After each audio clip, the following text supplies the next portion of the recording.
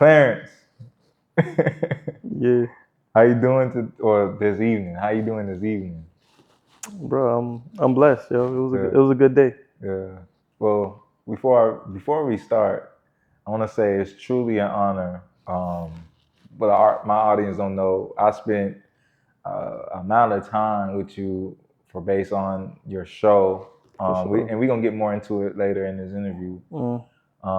It's truly an honor, just because I always felt like we always had like a respectable relationship, like from afar, like yo, your shit hard, and you was telling me For my sure. shit hard, and it's like, I feel like based on this show, I really do feel like it kind of got us closer to amongst the respectful manner of our work, and just even us as human beings. But yeah, this right here is truly an honor to interview you. I always say, yo, I want to interview you, and I feel like you gave me the face like, yeah, it's cool. But then now it's like, okay, now it's here, and then it's like, yeah, we finally doing it. So this is dope. This is dope for sure.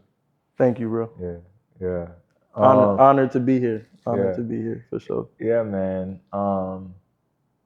Overall, though, introduce yourself. Who is Clarence Josey II? And did I pronounce that right? Yeah. Okay, good. Yeah, Clarence S. Josey II, for sure. I mean, I'm a proud black man. You could say I'm raised in Broward. I was born in LA, left LA when I was 8. And yeah, it was in Broward ever since, for real. Springs, the Pompano to Springs. And then now I'm in Little Haiti. All right. Or you call it Little River, whichever one you want to call it. But tell the people what you do and who you is. Yeah, man, I'm a photographer. You could say an artist. I be trying to do it all a little bit, but mostly a photographer. I'm gonna stand on that. Mm-hmm. Yeah, that's me. So you talked about you coming from Broward. Let's talk more about that, more of your upbringing. Can you explain again where did you grow up from, and what was it like for you growing up there? All right, so yeah, coming from Crenshaw District, I was born in LA. I left LA when I was 8, like I was saying before. And from Crenshaw District to Coral Springs, Florida, was a drastic change. Right. It's like to where like I don't think I had a white student or like maybe 2 or 3 Spanish kids that was in my class when I was in LA. It was a black neighborhood, and I left there and went to Coral Springs. So now I'm like one of 3, one of 4 black kids. Culture shock. Completely. Mm-hmm. So adapting to that, watching kids look at me funny or like ask me questions, like it was different, it was new, but I think that shaped me today, and like I stand on who I am, and I had to represent for my peoples being in this new environment. Right. And as I've gotten older, I've done that more and more. But yeah, it was different, bro. Like it was an experience for sure. But yeah, I ain't mad at it at all. Like I'm diverse because of that. Right. So I think it was Earl Sweatshirt that said in one of the songs, it was like I'm too black for the whites or too white for the blacks or some shit like that. Mm-hmm. And I low key felt that shit because I'm like the nigga running around skateboarding, but I'm still playing ball with my homies and shit too. Right. So it was like a lot of that shit. Yeah. I got, damn, that's crazy because me, at least how I grew up in the hood. I went to school on the west side, which is like suburban. You went to the good school? Yeah, like for sure. Mixed with like Hispanics, white, like a melting pot school, but just seeing the whole other side. But when you come back home, like I was too like you said, like too for the hood. It's like, you acting white, and then for sure. And the white side, you acting too yeah, a little bit too black, but it's like, oh, you just You not, different. yeah, Yeah, you different. overall. So it's like I understand what you said. I felt that. I felt that. Speaking of Broward, like, you adapting coming from LA, but overall, based on our conversation we had before, like you said, Broward pretty much raised you. Mm-hmm. And how was overall growing up, in Broward, and how did it shape you as overall of a person that you are today, and in your upbringing as well too? I mean, Broward is, shout out to Broward, For 954 for sure. For sure. But nah, I had an amazing time in Broward, like from Springs to Tamarack to North Lauderdale Wow. to If you know, you know. Yeah, all of that from to Polish Club to all of that. Like niggas know. But yeah, I seen a lot through that. Experienced some shit, and good and bad, but mostly good. I wasn't running around with nothing too crazy. The homies was over there doing their thing, and I was Doing your thing. Yeah, I was doing my thing, trying to play ball and shit. But nah, I think it shaped me in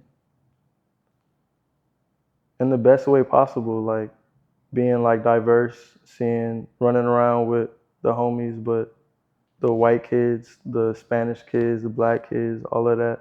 The neighborhood was still like welcoming. I think I met most of the homies playing ball, like, and they still my homies today. Right. Build So, that friendship for sure. Yeah, so like I built a lot of great relationships in Broward, and I'm still cool with a lot of my niggas from Broward. Right. It's crazy because I'm a Miami dude, so like, that Miami Broward thing, but my cousin always lived in Broward, so he would put me on a lot of the Broward people. So I would always be like, damn, Broward different. I mess with Broward because it's a whole different mindset. Yeah. All my Broward friends, the way that they think, is a whole different mindset versus how a Miami person think. But all my friends that come from Broward, they will put me on game to some other shit that For sure. a Miami person won't put you on to. So every time I always interact with a Broward person, it's always on some other shit that average person ain't gonna really thinking about. It get deep though. It get deep. Yeah, cause like I just be like I am who I am because of my environment. Right. Like I don't even know how to put it into words for real. It's just I am me because of my peoples. Yeah.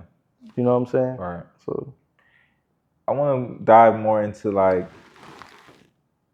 kind of like your family. Speaking of like your environment, I want to dive into your family and your community. What role did your family or community play in shaping who you are today? Like those different pockets that you was mentioning earlier as well too. I mean, so Pops is born in Georgia, outside of Savannah, raised in New York. So Pops is from New York, Mom's is from Cali. So I had both sides like doing this. So Pops is like, yo, Biggie is the best rapper. Mom's is like, yo, Tupac, you gotta listen to Tupac, and then you gotta listen to everybody else. And Nate Dogg and all of that. That was very much played in the house. So watching their dynamic and like my pop's energy, but my mom's energy, like she is tight knit with her friends and the family. And Pop's kind of like doing his thing on his own, like just based off how he was raised. But yeah, Mom's shaped me to just be a solid nigga. But Pops is very much like understanding and like you talk to him about anything, and I feel like I'm the same way because of him. Right. Of course, you go to Mom's for certain shit, but you go to Pops for certain shit as well. A balance. Yeah. Good balance. And like I have that because of them. So shout out to my people. What point did you realize the things that they shaped you on that made you who you are? Like damn, I didn't realize this till I got older or something like that. Probably relationship shit. Word. Yeah, so like choosing to navigate and like deal with like confrontation or like uh having an understanding or like seeing people for who they are and like moms always being there for her peoples and like yeah, that was Those little moments.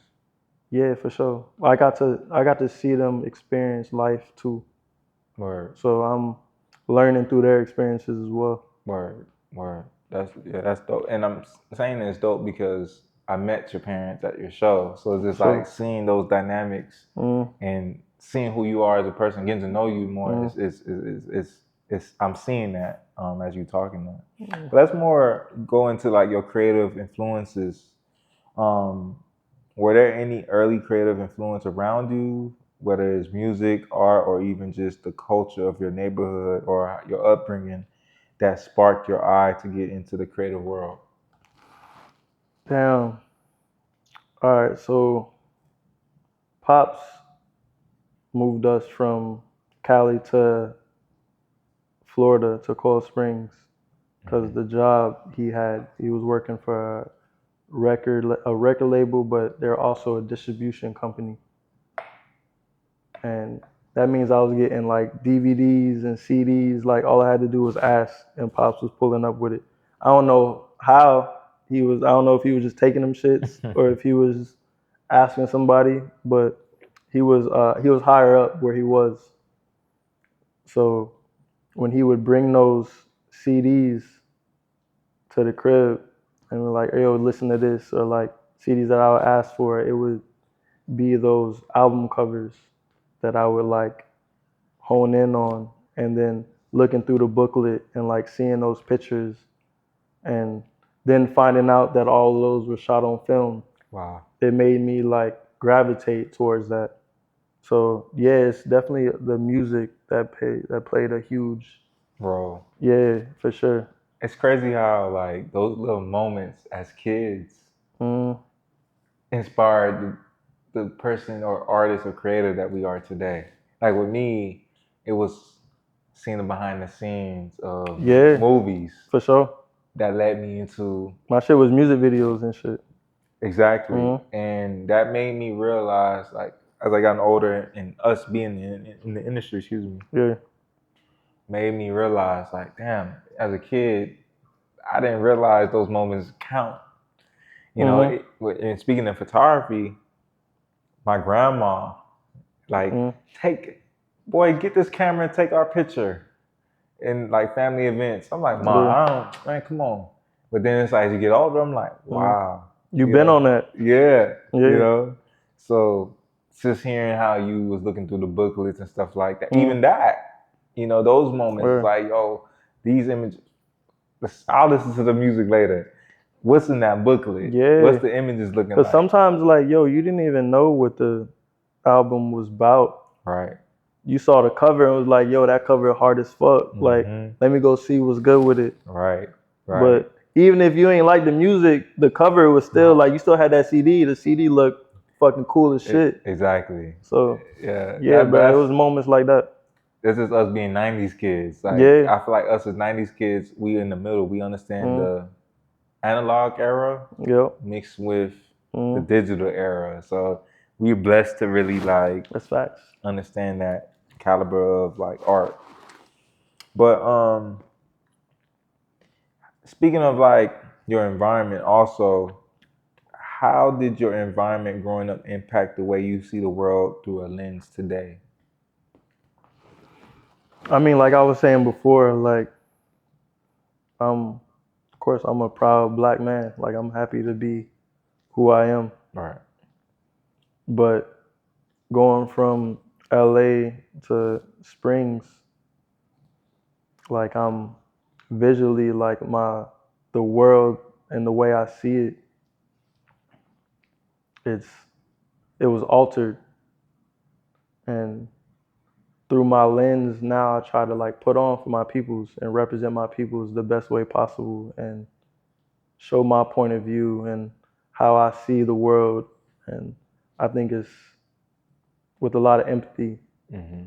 So yeah, like I can see that. that transition Mhm.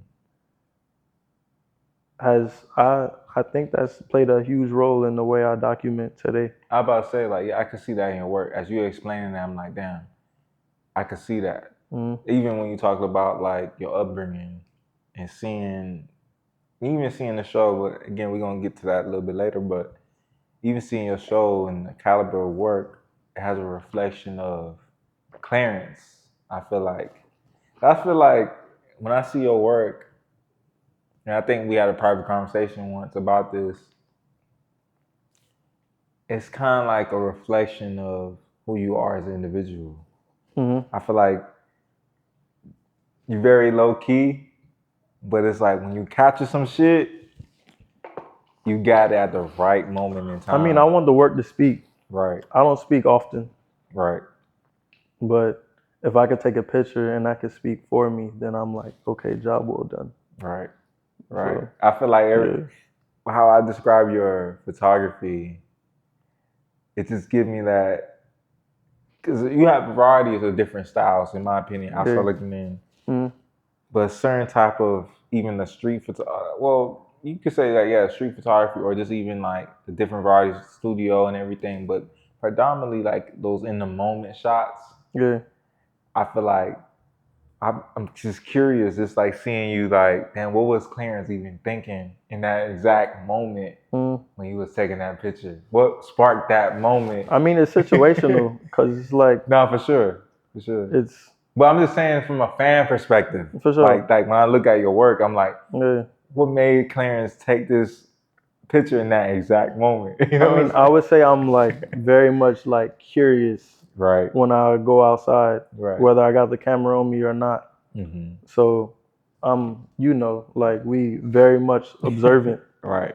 So we in a space and we just like whether we speak or not, we kind of just like navigating and In, like seeing the room in the moment. and like just like witnessing. Hmm.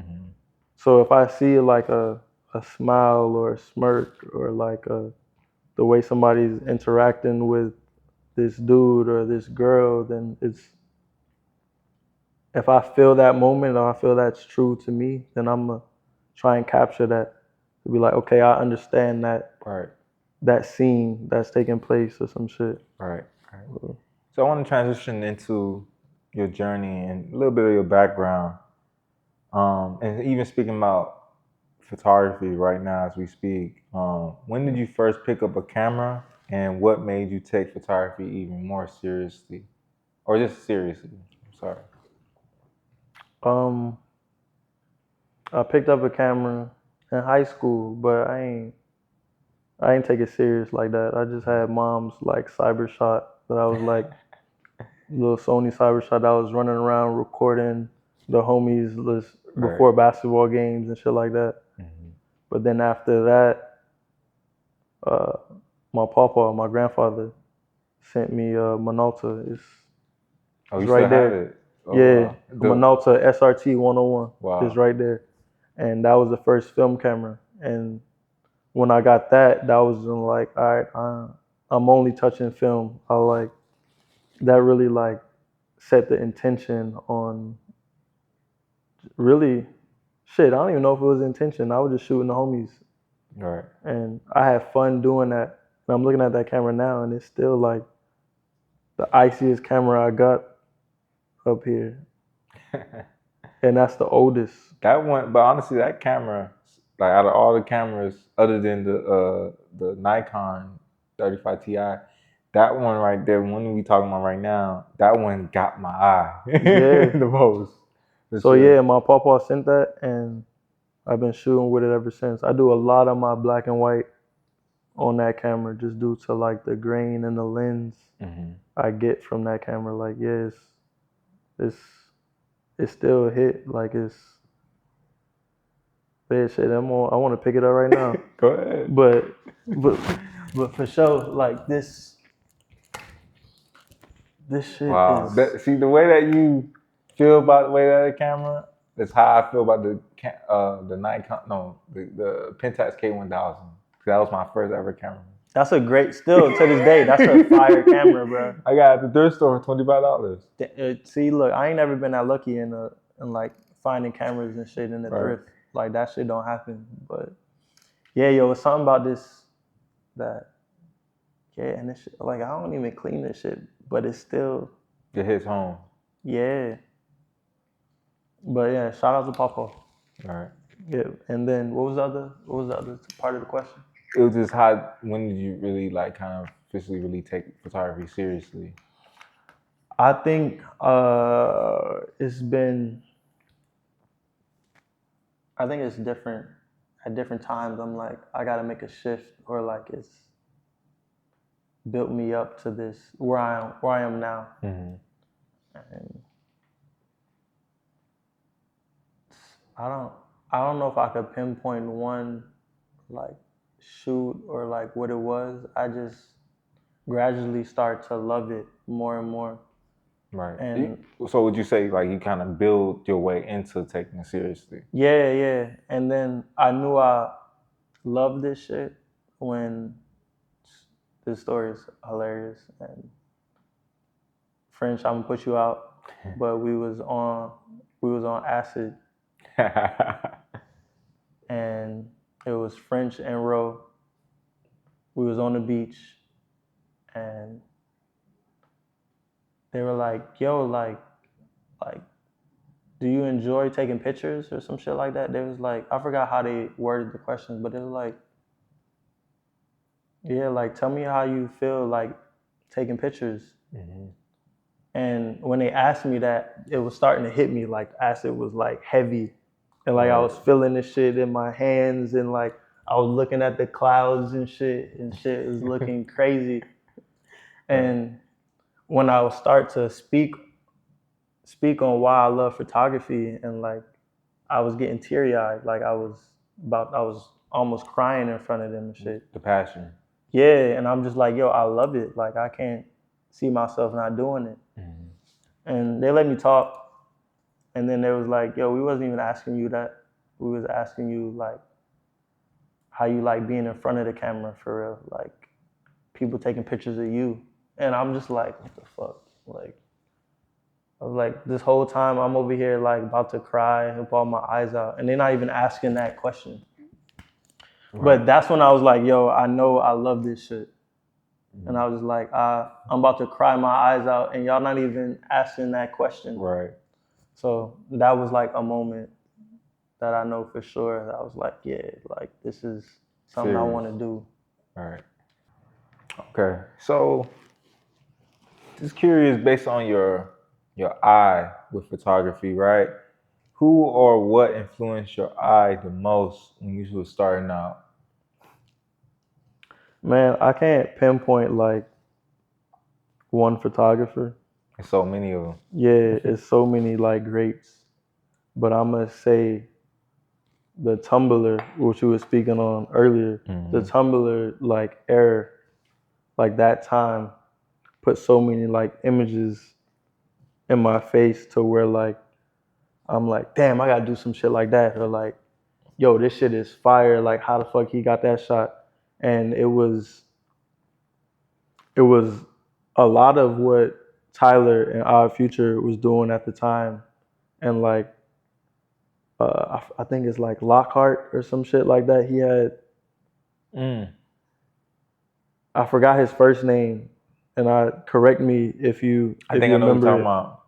But it was a photographer that documented the whole Odd Future. All of them boys from the very beginning. He just dropped a book recently. Right, too, I know what you're talking maybe about. A few months ago. It was another photographer. He wasn't predominantly the Odd Future photographer, but this was like, what was that street? Fairfax. Yeah. It was another photographer. He still photographs to this day, but he talking about a lot of like LA, not LA culture, but per se, but more of like LA, like Fairfax, like all the like the scene. He was in the art scene and shit. Black photographer, I forgot his name, Castro or something like that. But remember Flickr? Of course. Yeah. Yeah. And for sure. He would document like Tyler just on the block of Fairfax, just chilling, the whole Odd Future. So it's just crazy you say that. He was the other one. That time influenced me heavily, like just the everyday shit. Cause I'm like, my homies is doing the wildest shit too. Like my nigga Alex, like shout out to Alex, yo, like you like, bro, we gonna do donuts tonight. Word. You pick me up at fucking 1 a.m. Like I'm outside, let's go. Word. Now I'm bringing my camera with me and shit. Those are the fun moments. Yeah, bro. Like you gotta cherish those moments as you get bro. older. We ain't doing shit like that no more. It's like, nigga, I ain't doing that shit. Like, you know what I'm saying? Right. Not no more. But back then, yo, it was anything. Like we outside. Like I'm picking you up. We go on the fucking Taco Bell, get frutistas and spike them shits with Hennessy, or like go to fucking Checkers and just sit out there and eat fries and shit. Like all of those like little moments was captured on film on that Minolta SRT 101. Word. And it's still on Tumblr right now. Word. So it's like just the everyday shit being outside that like I saw in Tyler's Tumblr and Odd Future shit. It was just real moments with the homies. Yeah. Organic. So it's all of that. Mm-hmm. Yeah. And it's those little moments that you don't know what you're gonna do with these pictures, but it's all gonna make sense down the line. For sure. And I still like, I miss the way I was shooting then, and I still shoot like that a little bit now, but it was a freedom I had. Freedom and curiosity. Yeah. And I'm just like flowing. Like I'm not taking this professionally. I'm just creating. You're just happy to take that picture. Right. So yeah. Overall, just even hearing about that perspective of you just diving into photography. Did you study photography formally, or did you learn mostly through experiences or self-teaching? I took one photography class at Broward College. Right. And since then, I've loved the darkroom, like being in the darkroom and shit. I don't get to do it as often.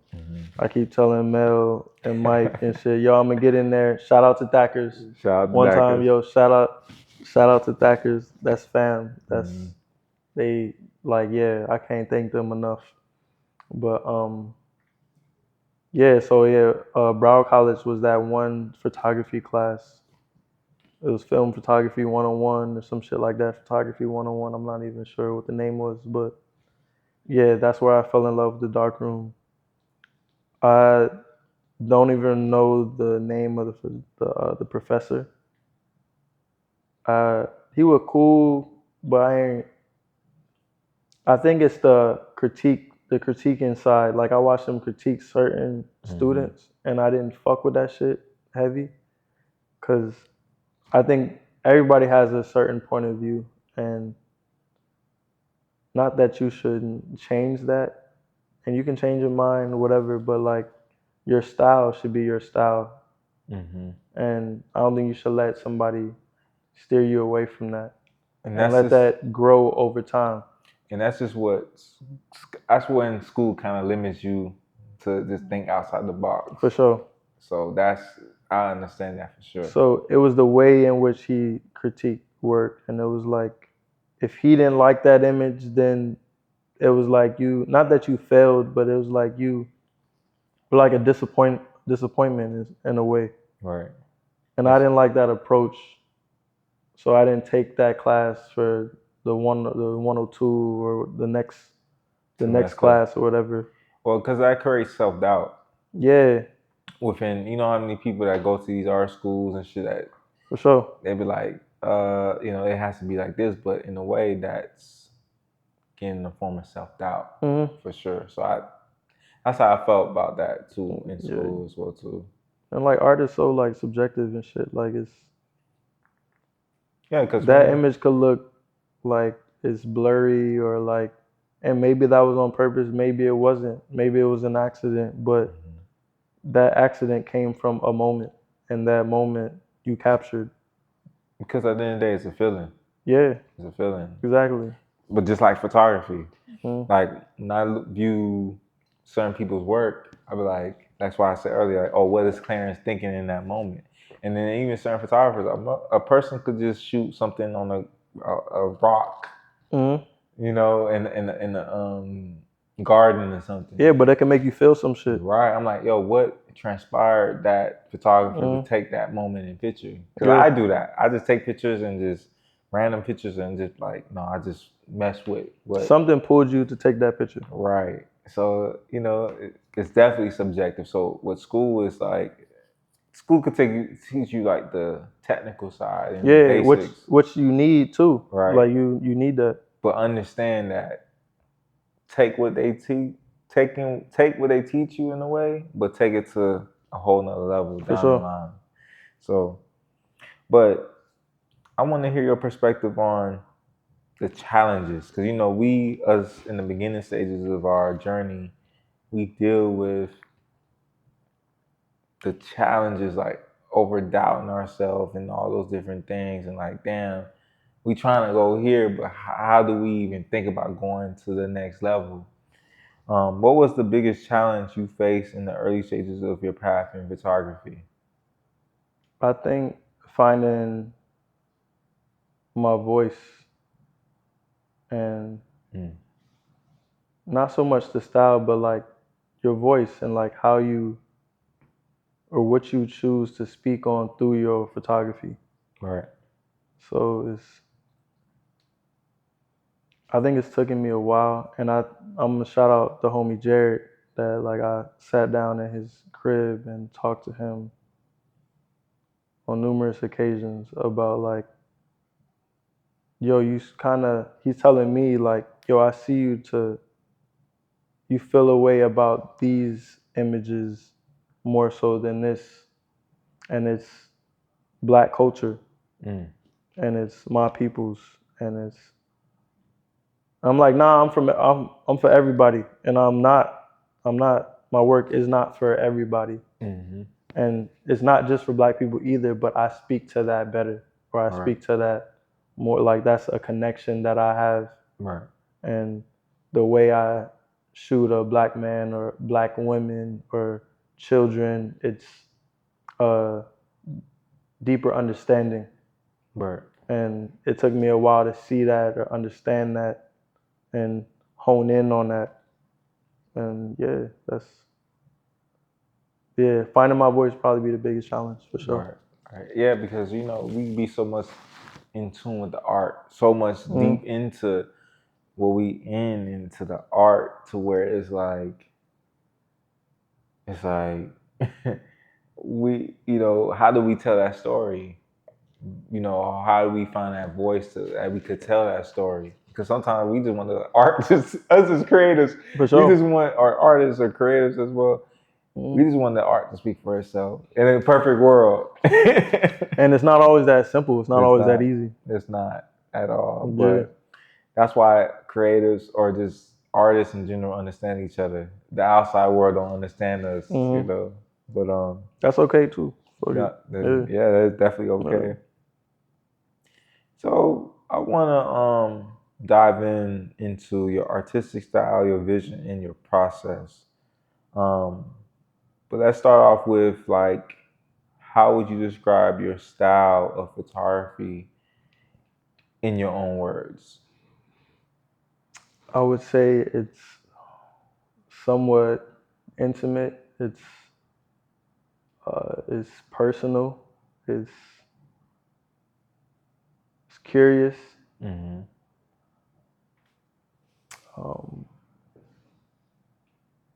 It's with a sense of understanding and compassion and care. Yeah, I don't want to put too many words, but yeah, I could say those for sure. What emotions do you try to evoke when people look at your photos? I don't think it's one. I think it's if I feel something and I'm gravitated to shoot that thing, subject, whatever it is, I want you to feel something. You might not feel what I feel, Right. but if you get something out of that, then I think it was a good shot. When you behind the camera, what's the first thing you pay attention to? I'm gonna go I'm gonna go eyes. I could tell a lot about somebody's eyes, Right. and then I'm gonna go body language, Right. like just like posture and that'll tell me if you're comfortable or not. And and you don't gotta be hella comfortable, but I'm gonna try and bring as much comfort as I can. Right. So I'm gonna step into the shoot with as much positive energy as I can. So I'll make sure I'm right before I approach them with the shoot and all of that. So yeah. It's crazy because the eyes. First thing I look at in the portrait is the Yeah, eyes, for sure. because I'm thinking like, what's the emotion within the eyes? What's going through that person's mind through the eyes? For sure. So that's the first thing I look. Yeah, it's Mhm. crazy. It's crazy. That's Yeah. that's very important for sure. Um, more like overall though, like how do you prepare before going into the shoot? Like what's the mindset approaching the shoot, whether it's making the treatment, even the day of just going into the shoot? Like how do you prepare for those things? I think every shoot is different. Um, I think if it's an individual, then I'm gonna do what I can to study this person and that's ask whatever questions I need to ask before I meet them, or just study their IG and like get to know them on the visual side, because you can only do so much before you run into this Right. person. But yeah, I want to study they vibe, their energy before I run into them. Right. Yeah, so if I gotta, the mood board can only take me so far. Right. So I'm creating that, but then I'm letting the shoot flow as well, because you're gonna have to navigate and like kind of maneuver in a sense. So I don't, yeah, the what I do beforehand is important, but what I do during the shoot is the most. Right. So just being able to adjust. Right. So like, because I've never seen you shoot in person, but just more like while you shooting, you just observing the whole You gotta atmosphere. fill it out. Exactly. And Yeah. then would you say like the individual as well, like making them feel comfortable? Yeah, Like, for look, sure. Yeah. for Yeah. sure. And some people need more help than others. Like some people like they ready to get into it and shit, you know what I'm saying? But others are stiff and uptight. And Right. I know that feeling because I be feeling like that when Right. I'm in front of the camera. Like, Right. so yeah, like Yeah, for sure. Because that's our job as photographers to direct. for Like sure. our job is to make sure they feel comfortable. Because at the end of the day, we see the viewfinder and we see what's the Yeah. actual image. So yeah, it makes sense for sure. Um, Curious though, do you prefer capturing raw, unexposed moments or directing subjects into your vision? What's the key thing of that? Um, for a long time it was just the raw moments because I wanna I can see that. I wanna shoot them as they are, but represent them in the best way that I can. And it's yeah, so more so raw than a pose shot. But a pose shot is strong too if they're Yeah. representing themselves in the right way. So Right, no, continue. it's hard to say one or the other. I would even say, I'm glad you said that because even your studio shots give me that vibe. Yeah. But see with that, like that's when I shoot like a lot of my 35 and I still have my 120 because like the 35 I could just be using to get them to where I want them on that money shot with that 120. Word. And Yeah. yeah, like I'll get them to one pose and I'll just like have them tell me how they feel in that pose and have them like, yo, make a slight adjustment and that'll be it. You know what I'm saying? But I gotta get them there. Right. So it's a pull and a push somewhat. Right. But that leads me to my next question in regards to because all these moments, it's all in like it's so much things that we're thinking about just to get that shot. These whether we shooting film, we shooting 16 shots, 10 shots. If you shooting 35 shots, you're trying to capture all this in film, and then let's say we in the moment we only got we trying to do this within an hour, sometimes 30 minutes, all those different things. So just curious though, how do you balance the instinct of the shoot versus the technical knowledge when shooting? Because that kind of intertwines with amongst each other in a way. I say this like this shit with gear, it's important. Like, but I'm gonna say it's important for you to understand the camera that you have in your hand. So you could be shooting with different cameras, but if you don't know the camera and you sitting in front of this camera trying to adjust shit or get the focus right and all of that, and you missing the moment, then you're not doing your job. So I'm gonna say I go more off like the feeling, the vibe, than the technical shit. Cause like I'm gonna pull up with the camera that I'm familiar with first. I might still have this new camera and shit like that I want to get a dope shot with, but I got this other camera that I know is gonna give me the shot that I need. You know what I'm saying? So yeah, like both sides are very important, but understand whatever camera that you have in your hand when shooting. I'm gonna say that. Yeah, because that's true, because the technical aspect is never going nowhere. Yeah, you're gonna have that. Yeah, it's already instilled. Yeah. Once we get any type of camera, we already know what to do. For sure. Yeah. So it's just working that camera and getting to whatever you need for that certain shot. For a certain shot. And like you got to be able to get to that sooner than later, so you don't miss that moment. Especially film. Exactly. Because film could be tedious to. And like you were saying, you only like with the GW 690 that I used to shoot a lot of portrait shit with. You get 8 shots. I got 8 shots. Exactly. And that's $12 to $16. We could talk about it. Don't get us started with that. But yeah, like that shit is done after that. And that's just the bread before you started shooting.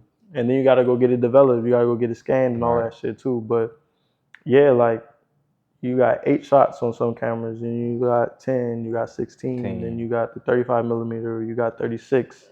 You're going to push it with certain cameras. You can push 38 with certain shit. But depending on what it is, yeah. And so yeah, that's definitely true. Do you believe your style is still evolving, or do you feel you found your voice in the space that you're in right now in the moment today? Damn, that's a tough question. I'm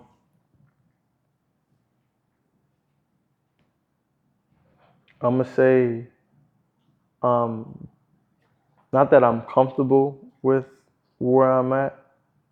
I want to evolve more, but the way I approach a shot has been the same for a long time, and that's with care and empathy and love and just understanding the subject and who's in front of me. All right. So I'm evolving in some way, but I understand where I wanna go with the image or the subject. All right. So, and that's just representing them in the best way I can, and myself as well. How important is storytelling in your work versus just creating something visually striking? For a long time, it was like, yo, I got to get a fire shot. Like that shit just got to be like on point. Like it got to be on focus. It got to be Right. it got to be clean. Like I'm not shooting with the right camera. Like all of that shit. I think every But photographer dealt with that at one point in yeah, their yeah, life. yeah. Yeah. Naturally. But now it's more about the story and how I feel what that story feels for me, Mm-hmm. and then yeah, like how others could then be inspired by this this subject or the story that I'm telling. Right. So yeah, it's definitely more about the storytelling now than Right. that. Especially for the show. We're Yeah, gonna talk about later. for sure. You know. Okay, Clarence. So let's talk more about like your career and creative insight. I feel like we dived into who you are as an individual, but let's more go back to your career overall, how you came up in the game and everything like that from your perspective, right? So, but what's been the biggest challenge in building a name for yourself as a photographer? I think that was shit. Like I think the challenge was the voice. Like it Okay. was finding my voice. Okay. Uh, and yeah, I don't. I'm trying to think of what else it could. Like as far as like us being, well, I'm interested from your perspective. I could only understand from my perspective of what I go through, but from you, what you go through, us being not making a race thing, but more like us being black photographers in the industry. You know, it's not normal. Yo, I didn't think about it like that until it was the pandemic. When I Okay. started seeing people like reach out, like, yo, we want you to document this and like and I think that is because of the pandemic, that time, that Black Lives Matter, Mm-hmm. like all of that energy and people like or you seeing brands and companies reach out to black people more because of that. They just felt like it was the time to do it. Or Like, okay, I stand with the black community and I'm like, yo, it shouldn't have took that. It shouldn't have took something that like, moment. yeah, George Floyd's death to trigger the world. So we're like, all right, let me have black people represent black culture. Right. Or like, I agree. let me have, let me let me make sure a black person is in the room when we're speaking towards this community. It should have been that from before. Right. So yeah, I think that was. I'm not gonna say that was a challenge for me because I didn't know at the time. Mm-hmm. But Because a lot of emotions coming all at once. yeah, but looking back, Pandemic. I know that stopped a lot of opportunities as well. Mm-hmm. But I've gotten opportunities because I'm a black man as well. Yeah. Yeah. So Facts. yeah, Facts. shout out to all of that. But I think it's because people like us, we more on an organic level from the Mm-hmm. beginning to where that people hone in into, okay, this person is a person that's come from that's actually black and then that understand, okay, no, he's really involved Mm-hmm. into the community and yeah. See, so that's the thing I'm saying. So like a brand reached out to me to document Miami, Mm-hmm. and I felt the way because I'm Mm. not from Miami. So with that, I'm like, yo, am I representing Miami the way I should? Because this is not my neighborhood. You know what I'm saying? Right. But they're telling me to speak about Brownsville or like Liberty City, where Mm-hmm. you from, Mm-hmm. and Coconut Grove, It's the kind of like a land big that mind fuck. yeah, the land Yeah. that like the Bahamians built. You know what I'm Mm-hmm. saying? Mm-hmm. Or like the beaches that we weren't allowed to go to, but then like we migrated to and then made it ours. You know what I'm saying? Mm-hmm. So it was a lot of that to where I'm like, yo, do I Do this or yeah, like should I take this opportunity? Because that check was so you know, but honestly, that's what like see a and lot of people don't understand what we go through in these creative realms. yeah, To where it's like it's like morals and all and these different and things at the that we have to time take. I'm doing freelance, like Mm-hmm. I'm freelance photographer full time, and then Right, I'm working on the side, and I'm right. painting cribs, and I'm doing floors and shit, like with pops, like I'm In the just mud. yeah, I'm trying to get it. Mm-hmm. Especially pandemic time. Yeah. Mm-hmm. So do I turn this shit down or do I like try and do my research and learn about Overtown Mm-hmm. and all the culture and like the fact that Muhammad Ali was there and Mm-hmm. the fact that Martin Luther King was in Brownsville and in Liberty City and all of Right. that shit, like doing a speech before he went over there to do Mm-hmm. the I have a dream speech. Like it happened over Exactly. here before it happened over there. Right. You know what I'm Those saying? little moments. Yeah, so like it's all of that to where I'm like blessed for those opportunities. Right. And the Marlins, I'm working with the Marlins. Yes, I remember that. I remember when you posted Like, it. I was so proud of you too, bro. Like I was thank like, you. shout out to you, man. Shout out to Sarah. Sarah, I love you. Mm-hmm. Thank you for that. Like that was a pivotal moment. It was like they were really paying homage to you, Yeah, for sure. yeah. So that felt good. Like they flying me out to New York and shit. Especially coming from South Florida. You know. Yeah, yo. So like that shit was it was beautiful, and it was during like Juneteenth and shit. Word. And like I'm going to shoot the Mets play the Marlins and shit Uh-huh. in New York. And then after that, I'm going to Everyday People to party with my niggas and shit. You Yeah. know what I'm saying? Like And that then was my bad to cut you off, but it's like it's kind of like you gotta have that balance because it's like damn, those moments is like not to people that come from where we come from don't have those moments. So it's kind of like isn't you in between? It's like damn, not some people could experience this type of shit, mhm. and not some people understand these little moments. You Yeah. know, so it's kind of like it's an enjoyment, but at the same time, like damn, you know, like people don't understand what us as black creatives go through Mhm. in the commercial world. Nah, for sure. We can't stand in front of the same people all the time.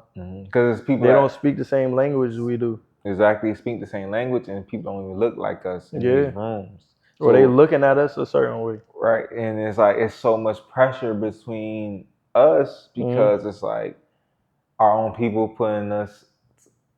putting pressure on us, and then you got the other side. It's For like, sure. yeah, you Am I know, representing the way I'm supposed to? I don't exactly know. in a I bigger don't light. So I don't know. it's I don't know. exactly, exactly. But outside of photography, um, what inspires you creatively overall? Just it could be life. It could just be just in general. Um it's and I when I say I'm curious and the way artists move and Okay. it's I'm gonna say artists because I navigate and I like feel a pull towards people that create or that hone into a craft, whatever that is. Mm-hmm. Like if they love it for real, that inspires me because they go about it a certain way and they like tackle their craft with a genuine love, and it's that moves me. You know what I'm Mm-hmm. saying? So I don't care if it's somebody that like want to make bags and t-shirts or shoes or whatever or pots Right. and shit. Like if Mm-hmm. they love it, then I'm like, damn, yo, they going hard for that shit. Because they passionate. Yes, Because we are passionate at what we do. So it's that passion that I'm like, yo, I'm interested and I'm curious and like why you do what you do. Mm-hmm. And that moves me, whether it's a painter or photographer Right. or a music artist or Because whatever. we all get each other. Yes. So It's all mutual. We yeah, like understand. they love what they do, and Right. if I see that you have a love towards that, I'll probably done reached out to you already. Like, yo, how can I help you? Or like, Exactly. what can I do to just document? You know what I'm saying? So And being in the moment with you, yeah. for sure. Do you see photography as therapy, discipline, or both? Because when we look at this, at least for me, I can speak for myself. When I look at a viewfinder, nothing else matters. Mm-hmm. Nothing else matters. I'm just focused on what's in front of me. I'm gonna say it's more therapy than discipline too, but so both, but therapy first Mm-hmm. because I'm sitting down with the subject, the person, the human, and a lot of the times they're telling me about their life and the things that they go through, Right. and I'm learning through all of that. Mm-hmm. So it's very much a therapy session for me more than it is for them. Right. Because it's like a So high. It's yeah, like a high. Like, and I don't have these conversations on the daily. You know mm-hmm. what I'm saying? Like it's when I get to like be in this room or like this studio that I created and it's a certain vibe. It's the music that's playing that's giving this energy as well. It's the lighting. It's yeah, the just the mood, the energy in the room. Like Right. It's the feeling. yeah. So Feeling. nah, it's a therapy session for sure. Yeah. Because Yeah. it's like, you might have a bad day, but once that camera's in your hand, you see the viewfinder ain't even communicating whoever the subject or talent is, it's like that split of a second or that moment, it's like, damn, I'm not thinking about nothing else. Nothing else, whatever stressing me don't matter no Yeah, for more. sure. You there because you got to be present for the subject as well. Exactly. Exactly. Um, what's one thing you think about often misunderstand about your work or your process? If that's even, if that's any, or how should I say, if that's anything even to think about, or if that's anything a thing. Like a misunderstanding. Yeah. You know what's crazy? Like somebody reached out to me 2 days ago. Yeah, it was 2 days ago, Mm-hmm. and they wanted me to shoot and kind of just like document them. And I told them like my process and how I go about things, and I told them I shoot on film, Okay. and he said okay. Like he kind of like brushed that off, like yeah, that's not a problem. And as I continued, he's like, oh, you shoot on film. And I was just like, yeah, like I'm either gonna shoot on 35 millimeter film or I'm gonna shoot on 120. And he's like, yeah, I didn't really know what you meant when you said film.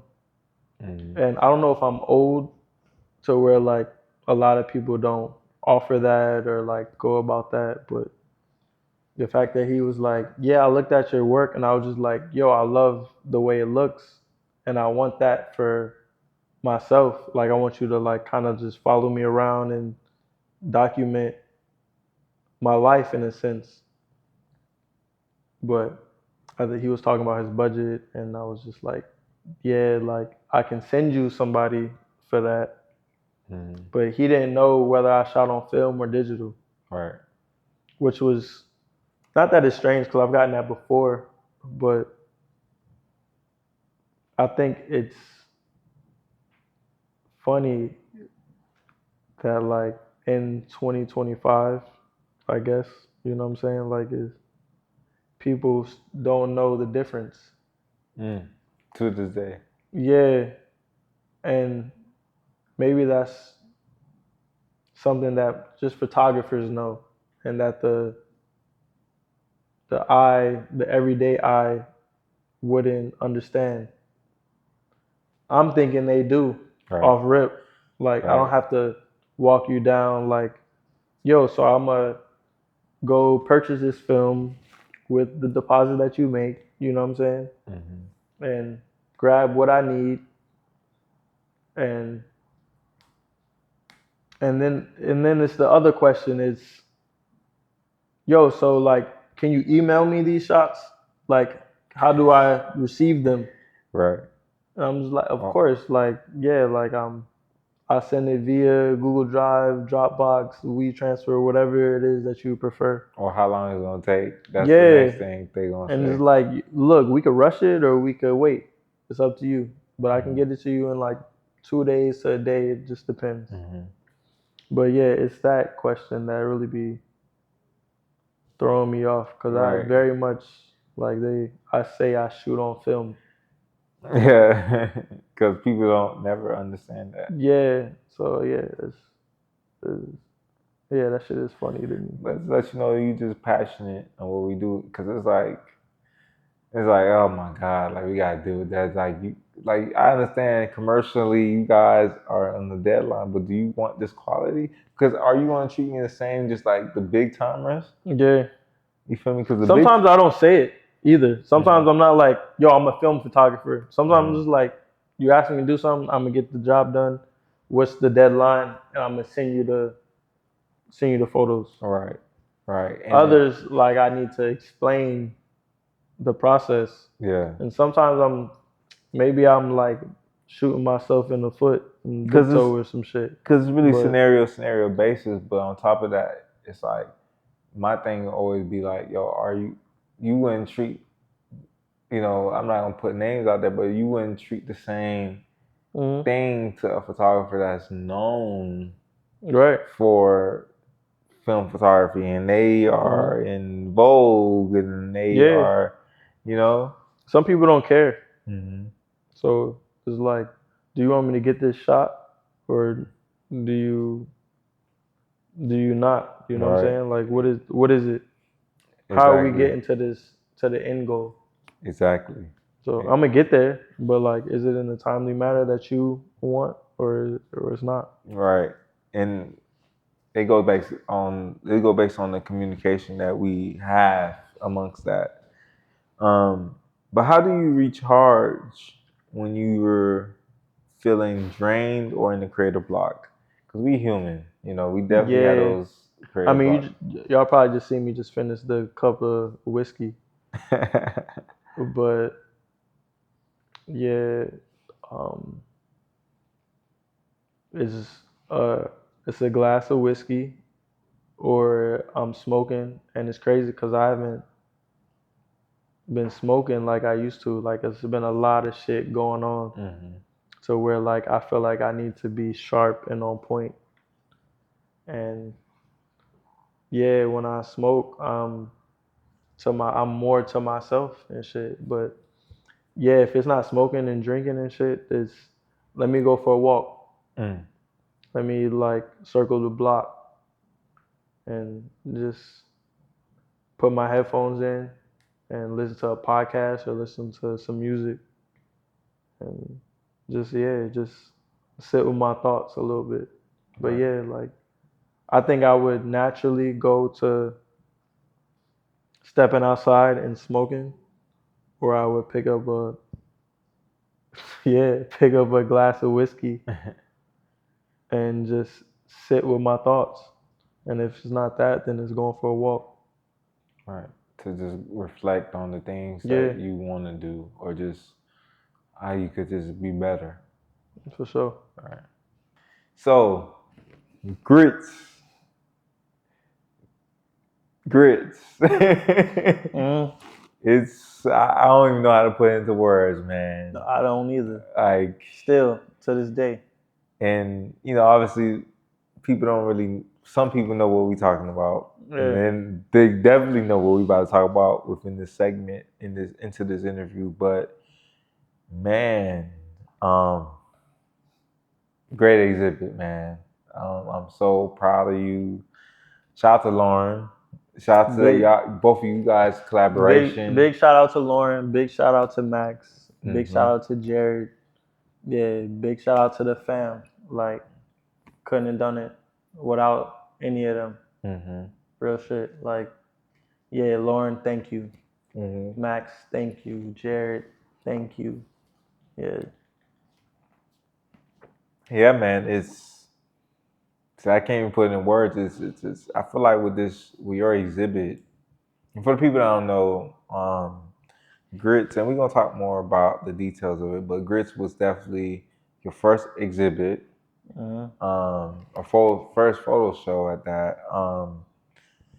Yeah, man. Let's go dive into it. Uh, what inspired the title Grits? All right. So I know I wanted to do the first solo show about the fam, about where my people's from. A lot of people think I'm Jamaican, I'm Haitian, Bahamian, everything but American. So this was an opportunity to just be like, yo, like my family is from the country. So let's dive right into it. What inspired the title Grits? So I forgot what the first one was, but it was something like long. And I'm like, nah, that ain't it. And I'm telling Lauren, and Lauren's like, yo, just sleep on it. And then, like, the first few thoughts that you have in the morning, hit me up. So I think it was like 7:30 in the morning, some shit. And I hit her and I was just like, yo, it's grits. And she was like, you sure? And I'm like, yeah, it's grits. Like, that's what it is. Word. And she asked me why. And I was just like, yo, it speaks to the South. Like, it's, if you from the South, then You understand it. yeah, then you know, like, grits is what you was, like, waking up to in the mornings and shit. Like, that's a Southern dish. And, like, it don't get no more Southern than that, I don't think. And so it's that I feel like when I even seen you, like you guys posted Grits, I'm like, that resonated with me.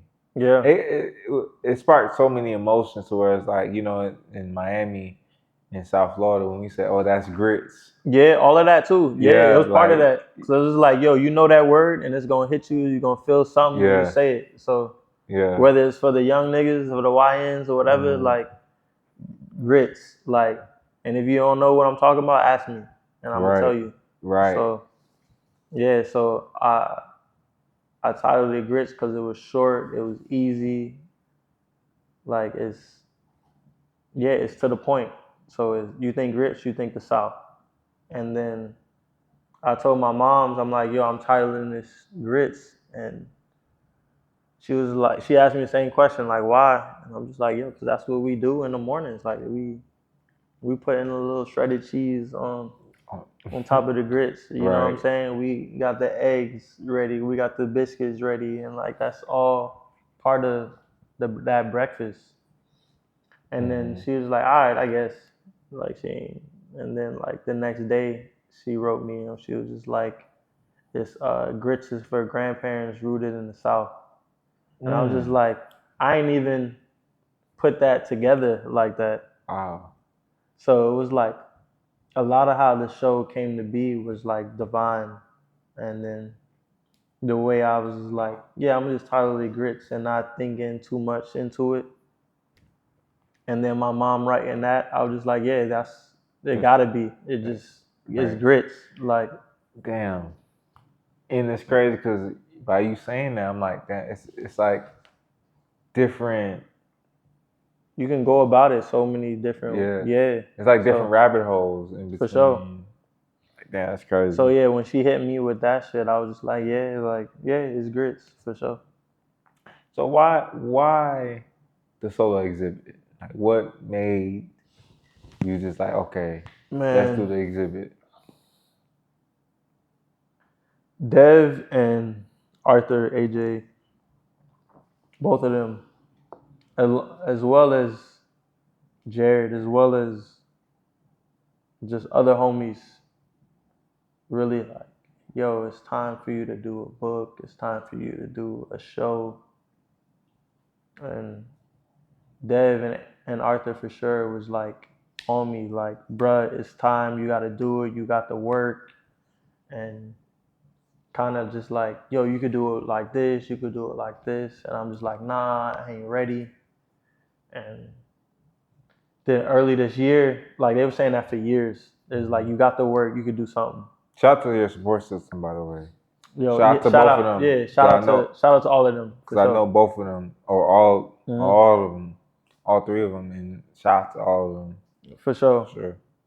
And yeah, so they've been on me with that shit for the longest. And then early this year, I wrote it down like, yo, I'm gonna do a solo show, and I held myself to that, and I was speaking to it like, yeah, it's gonna happen, it's gonna happen. And then yeah, I met Max on a run. Shout out to shout out to late night. But I met Max on a run, and he's like, yo, you gotta come check out this gallery that I'm thinking about like running and shit. And I'm like, all right, for sure. Like I'm gonna hit you up. And when I seen the space, I'm like, yeah, this is it. Like I gotta do it here. And then before that, that's when Lauryn was already like, already in talks with Lauryn, and I'm trying to like navigate like what story I want to tell, or like what I want the solo show to be about. And yeah, so like I wrote down that it would be in September, and it started the solo show, the exhibit Grits was 9/25, and it went on to October 9th, and I didn't see it going for that long. Like it was supposed to be 4 days, and it was 3 weeks, and it was 3 weeks because of the support that I had, because of the people that showed up, because of the people that shared their experience in the room. Like that shit touched me, it touched them, and it spoke to others like I didn't know it would. I just was like, yo, I'm gonna do my show about my fam, and I hope people feel it. And it was felt, and it traveled, and it reached people that I didn't even imagine. You know what I'm saying? So yeah, shout out to like everybody that's been supporting me for the years. Like I'm still taking all this shit in. It's Literally. yeah, to this day. Like, thank you so much. I love y'all.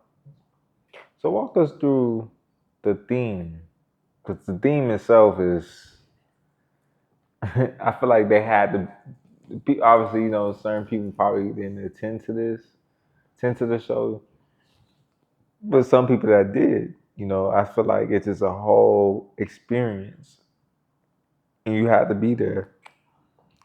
What's the story you wanted people to feel when they walk into the exhibit? First, I mean, I know when I was thinking about the show, I know the lighting had to be a certain way. I didn't know how I was gonna go about it, whether it was gonna be like these gallery lights that was just like instead of white, just being warm. Mm-hmm. But then I was like, yo, like the lamps that I seen in Nana's house played such a role in the living room, the dining room, all of that. So I know I wanted to bring that into the gallery space. So And shout out to everybody that helped me like source all of this shit, like from the rugs to the lamps. Like y'all know who y'all are. Thank you. Um, yeah. So when you walked into the space, I wanted you to feel like it was home. I wanted it to feel welcoming. I wanted to feel like you were in a space that was warm and gentle, and you was able to be yourself and stay there, not just like walk around and like, okay, take a picture and leave. Like I wanted you to feel something. I wanted you to sit with it and not just just think to yourself, but talk to me and tell me your stories and talk about your fam. And I think it did just that. Like it was felt in a way to where people were sharing like just touching stories about where they're from. And yeah, that shit like yeah, like I'm that's gonna be with me forever. Do you think that based on, because I can only imagine from a standpoint of the artist amongst yourself, those different frequencies that people are approaching you towards, like um, talking about your work and talking about the experience that they had, do you think that based on those conversations you overall had, it's like it makes you think about like, damn, these people really feel this shit. Like these people really like, damn, I'm building relationships off these things. I'm building somewhat of a community off of off these things, off of my vulnerability of my family's history. Mm. All of that. I mean, when I decided to do this uh, about my family and where they're from, it's Atmore, Alabama. Nobody knows shit about Atmore, Alabama. Mm-hmm. So me like taking that risk and being vulnerable and being like, yo, this is gonna be about the fam, and hope that people resonate with it and just see the work for what it is. Right. I didn't know that it would make people think about their family, and like I just wanted them to sit with the work and sit with like who I am and what my peoples mean to me, Mm-hmm. not knowing that it would impact them the way it has. Like I'd be lying if I say I knew this shit would be. What it is. I'd have people in the room that's like from other spaces to museums to galleries to all of that, like that that part, as well as people sharing their stories and like the way the work impacted them and the way they was like, yo, I'm gonna go ask my grandma questions and like I'm gonna go through my photo albums and you posting what you did with your peoples and like Yeah. sharing like all the history you have here in Miami, like it's shit like that. I like that touches me in a way. Pause. Like, but that's like I couldn't imagine that would come from grits. You know what I'm saying? Even probably even the whole ideology of the idea, the the little small detail or small details of the idea, like it's just the idea that just came out, right? And hearing you say this, even based off of this being your first show, it's bringing me back to my first photo book in my first photo show. Like It was on Liberty City too, right? yeah, yes, Liberty Project. Like I didn't Word. know what. Yeah. But people gravitated towards it, yo. It's like, yo, what the fuck? Yeah. It's like You don't know the impact you have until you put the work out. Yeah, it's like, what the fuck? Excuse my language, but it's like, what the fuck? Mm-hmm. Like, and that's probably how you feel like, yo, what the fuck? Yeah, how? Like, I still like, see myself as not in the, because you know, when I say I still see myself as this person, it's not more of like downplaying what I am today, but I still see myself as the little boy in me. Where you came from? Where I came from. Like, what the fuck? Yeah. These people are really, and that's how you know it's spiritual. For This sure. is how you know it's. This is how you know you touching people. And now, in this realm, it's like it's bigger than art. It's bigger than what we showcasing. And I had no idea. Like, I didn't know what this would do. And us, I just wanted to put on for my peoples, and like, it's my first, let it be about me, but also be about my fam. So where it's something that I could speak towards, because I could have put a bunch of other work up, right? But it don't feel the same, and it ain't going. I can't speak to it the same. Or you can't even relate to it. Yeah, like I know them, but I can't speak to them the way I can speak to my peoples. Exactly, because and just seeing the people. And shout out to Grandma. Yes. Shout out to Papa. Just seeing them. They pulled up. So what convinced them to really like? What convinced? I told them what I was doing, and then I pulled up to get more shots.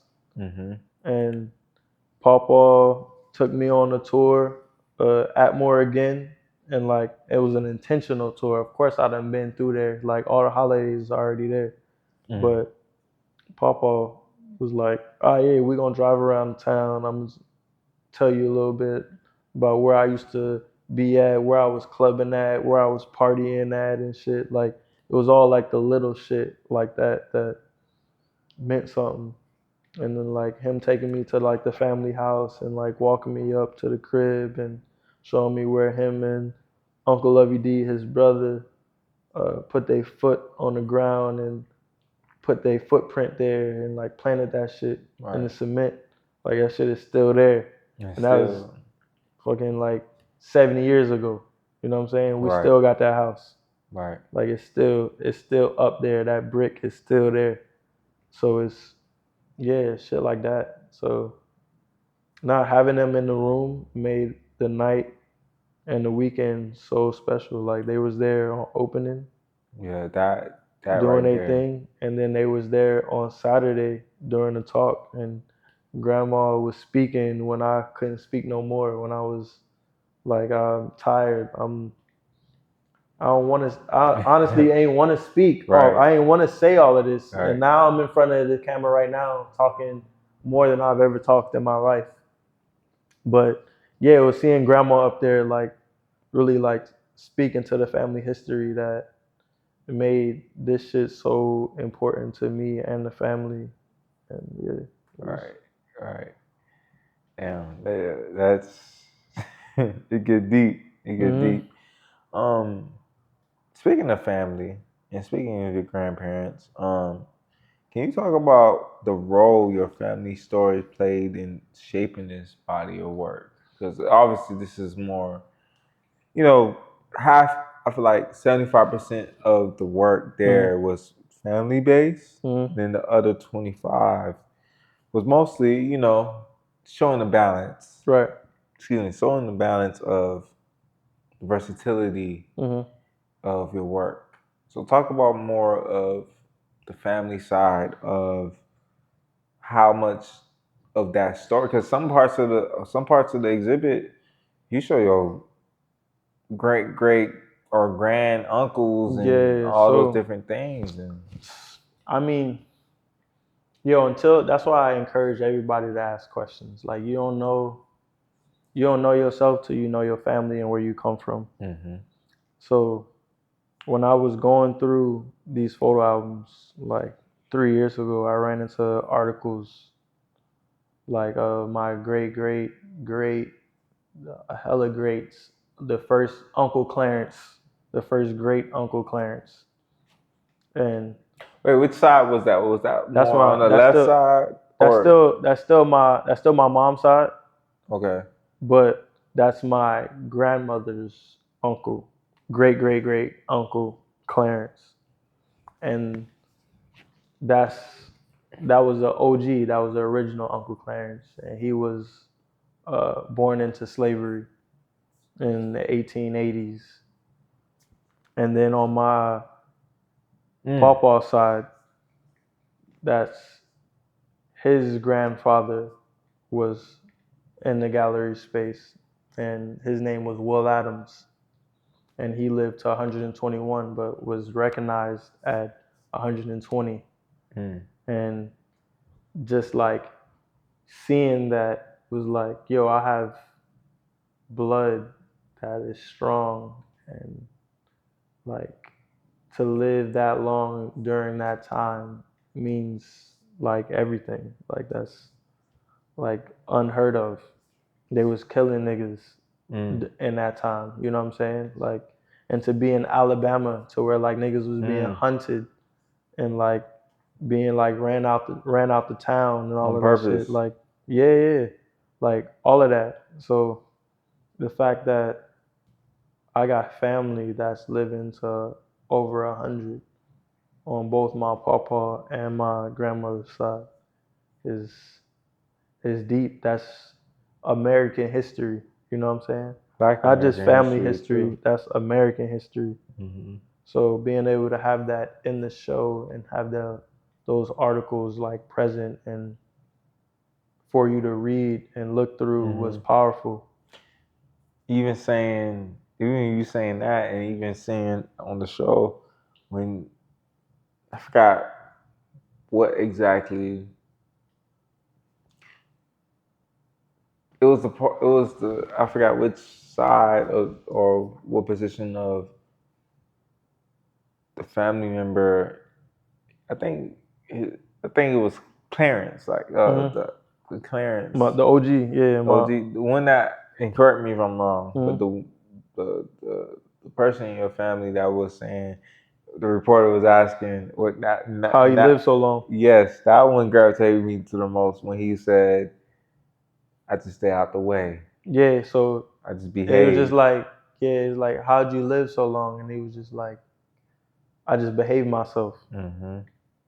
And during that time, yo, that statement is like behaving yourself now and behaving yourself then was two different things. Yeah, if I think about behaving myself, that's just like me thinking like low key. I'm thinking about shorties and all of that. But you're thinking about the vices. Yeah, like they lived a different life. But that's why the movie Sinners. For sure. Right? When I seen that, when I read, when I was at your exhibit, all I could think about is how Sinners resonate amongst us as Black culture around those times. And to those that didn't understand that movie, or like maybe it wasn't for you, but like I know exactly like what those roads felt like in the cornfields he was passing by and like the cotton fields he was passing by and shit. Like I do that when I leave from Florida and go to Alabama on the road. Like you pass by all of that shit. And on that drive you get to sit and think about the fam, like the ancestors and the shit that they went through.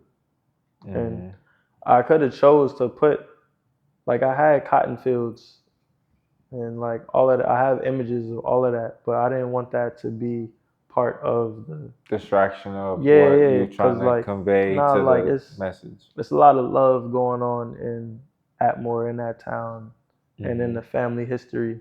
I didn't want it more so like focus on like the slavery side, even though that's where Will Adams and that's where Clarence Brown came from. It's crazy because it's how we represent it. Like we can choose the trajectory. Yeah. And speaking of what I posted the other day, the family book.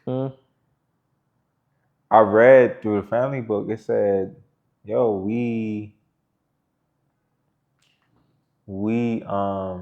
my family, we come from a farm, like farm lineage, from plantation of the plantation, not cotton. You know, it's like the misconstrued of overall of the slave trade and Right. how our the dynamics of black people. Hmm. Oh, we was always picking cotton. Like no, it was other For trades. sure. But my family, the Culpepper family, come from the farming industry, Hmm. and it's understanding like, oh wow. Now I won't even get more deep into Hmm. other X, Y, and Z's, but yeah, like Nah, that shit is real, bro. yeah, it's definitely real. So like, Um, yo, ask questions, yo. yeah, I Ask. always ask questions. Yeah. You never know what you're gonna get out Hmm. of it.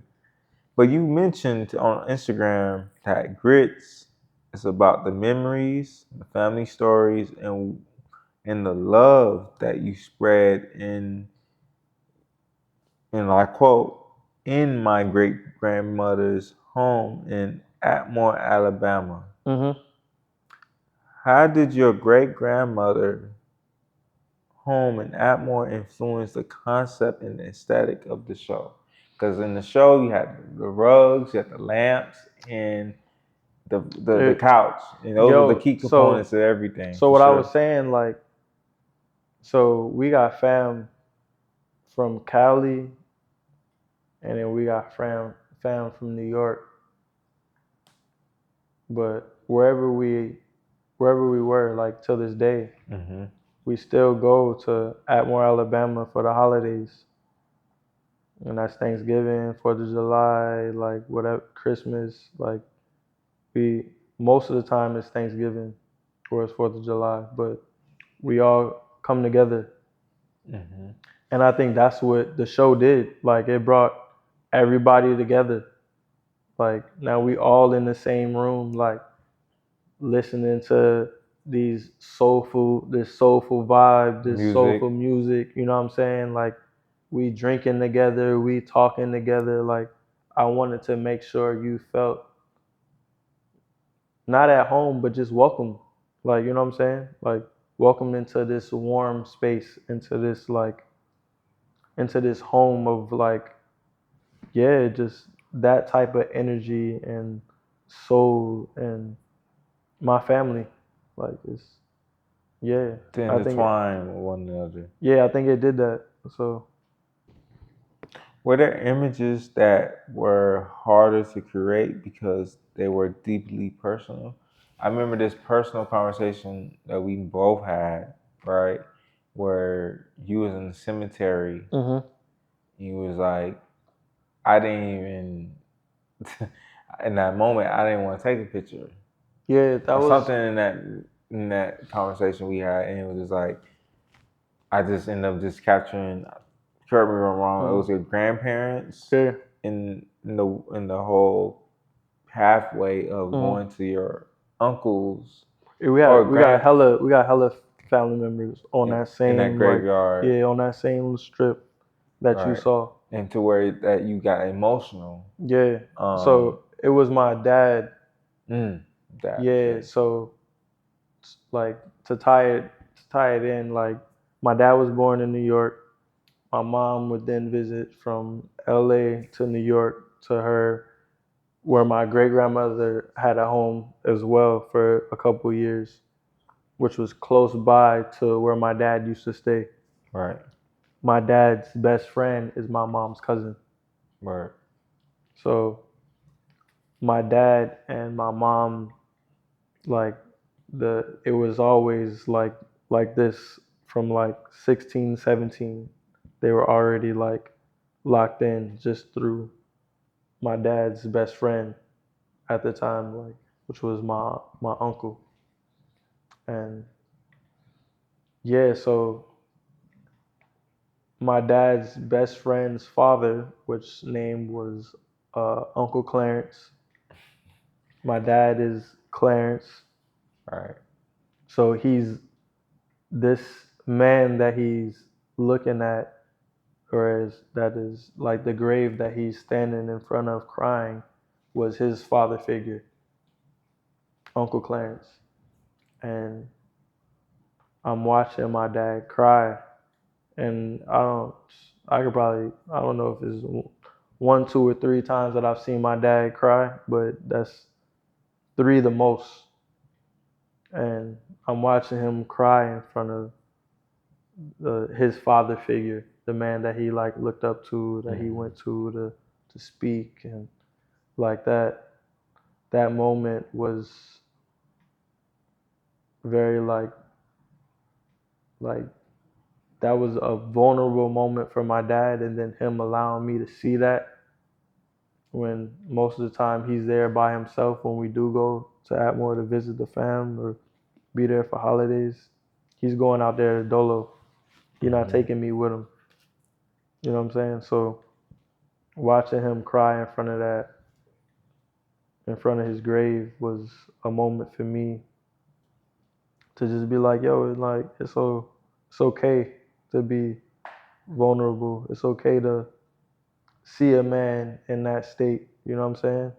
And we always like protect our emotions most of the time. I know I do. And this weekend taught me like I'm crying on numerous occasions. I ain't in front of everybody, but I done felt a lot of different emotions through all of this. And I've never felt nothing that I felt this past 3 weeks, or like the 3 weeks the show was open. Like I still can't even describe it, but like seeing Pops cry the way he did was, yeah, it was a moment for me. It was a moment for him. And just even seeing your grandparents, your parents in one room, amongst all these different type of people with different energies, just embracing family lineage For and sure. family history of mostly telling the story of I mean you guys history, family history, and being vulnerable within that. For sure. And But I mean, it took that to then like others like you and just like hella homies like coming through and then telling their story. You know what I'm saying? Like if I didn't make it like this vulnerable place to let that energy out, then like I would never heard your story or like the other homies' stories and shit. Right. You know what I'm saying? So nah, like yeah. So that moment with Pops like was important. Like that was yeah. Now, you kind of briefly talked about it, but do you feel like the props and the furniture add another layer of storytelling beyond the photos? For sure. Like that was like the couch. Everybody gravitated towards the couch and shit off rip, and that couch then it reminded me of Nana's house, but it didn't look like Nana's couch. I just saw it and I'm just like, this could belong in Nana's crib if she didn't have the couch she had. So I had to get it. I saw it at Salvation Army, and it was a Salvation Army in Wynwood, and it was $75. I said, yeah, I need that. Right. And then I'm like, shit, how the fuck I'm gonna fit this? Not even fit, because I know it wasn't going in my car. Niggas knew what I was driving, but how I'm gonna get that over there to the gallery? Right. So I asked them at the register, I'm like, do you guys have anybody? And they was like, yeah, we got Big Ben outside. Big Ben, that's a big dude. Like, I think he had like 3 teeth in his mouth, but he was swole. So I'm like, all right, like I'll help him lift this shit. So he told me $50 to deliver it 5 minutes away. And I'm like, nigga, I got $25 for you. That's that South Florida shit. So he was like, I got a few minutes, I could do that. And he put that in the back of his truck. It was hanging off the end, but we got that shit over there, and he helped me carry it into the space. And yeah, that was like that piece. Like I don't know what I don't know what the gallery would have been without that couch in that spot. Cause I Like, feel like that was the key piece. yeah, that couch had to be there. So when I seen it, I'm like, I'm getting it. I'm gonna find a way, and it got there, and then the rugs, and then the lamps, everything just came together, and yeah, now I'm trying to hold on to all of them pieces. For real. Yeah, again, that was a key piece to Yeah, like it just created that warmth. that world for Yeah, sure too. Um, Now let's talk about Lauren. for sure. How did working with Lauryn Lawrence as a curator influence the way the exhibit came together? I couldn't have done it without Lauren, for real. Like Mm-hmm. her care, her guidance, her love for photography, her love for curating, just her love in general was built the gallery. It's like of course Max space and like, but Lauren's like, Touch.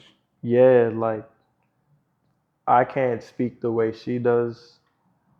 I don't know who can. Like she has a gift, and the way she speaks to art, not just my work, but like art in general is beautiful. And yeah, I can't thank her enough.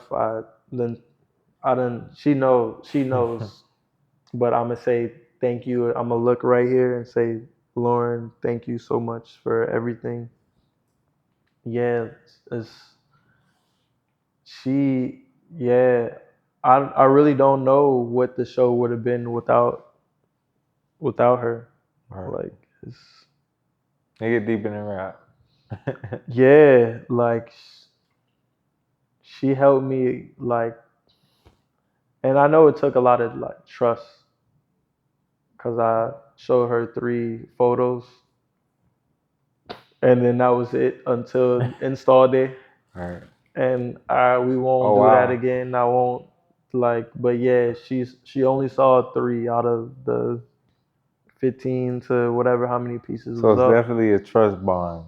Yeah, but she was already writing towards like my work, my craft, and my like the way I approach photography. The what's the word? What was the word that she used? I'm drawing a blank. Fuck. Damn, what was the word? Fuck, she gonna kill me. I'm gonna come back to it. It's gonna find. I'm gonna find it if it don't find me. But nah, like the questions she asked made me vulnerable to speak and to show like work on my family. Mm-hmm. I'm still thinking about this word.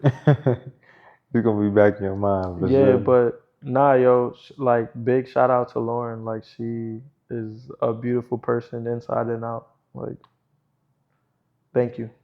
Did she help you see the work in a new way or push you in Of directions course, you hadn't thought of?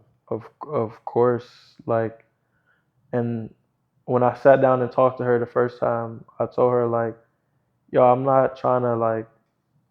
I don't take pictures for my work to sit in the gallery or to Mm-hmm. sit in a museum.